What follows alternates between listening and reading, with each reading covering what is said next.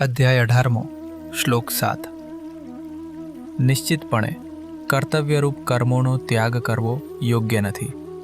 મોહ કે અજ્ઞાનને કારણે આવા નિયત કર્મોનો ત્યાગ કરવામાં આવે તો તે ત્યાગ તામસિક કહેવાય છે.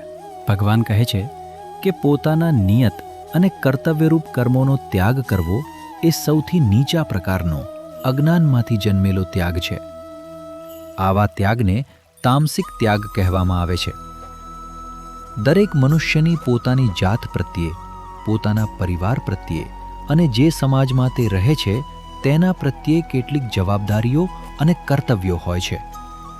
તેમાં રોજિંદા જીવનમાં કરવાના અનિવાર્ય કર્તવ્યોનો પણ સમાવેશ થાય છે અને જીવનમાં કોઈ વિશેષ પરિસ્થિતિ ઊભી થાય ત્યારે નિભાવવાની વિશેષ જવાબદારીઓનો પણ સમાવેશ થાય છે. હિન્દુ જીવન દર્શન અનુસાર સમાજમાં રહીને તેના લાભો મેળવવા અને સાથે સાથે પોતાની ફરજોનો ત્યાગ કરવો યોગ્ય માનવામાં આવતું નથી. જો કોઈ વ્યક્તિ અજ્ઞાન, અવિવેક અથવા યોગ્ય વિચારના અભાવને કારણે પોતાના કરતાના કર્તવ્યોની અવગણના કરે અને પોતાની જવાબદારીઓથી દૂર ભાગે તો બહારથી તે ભલે ત્યાગ જેવું દેખાય, પરંતુ આધ્યાત્મિક દ્રષ્ટિએ તે સાચો ત્યાગ નથી.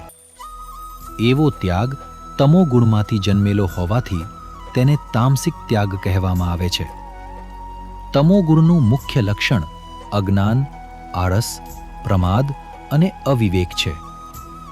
જ્યારે આપણા મનમાં તમસનું પ્રાધાન્ય વધે છે ત્યારે આપણે એવા કર્મો પણ છોડવા લાગીએ છીએ જે આપણા પોતાના કલ્યાણ માટે અને અન્ય લોકોના હિત માટે જરૂરી હોય છે.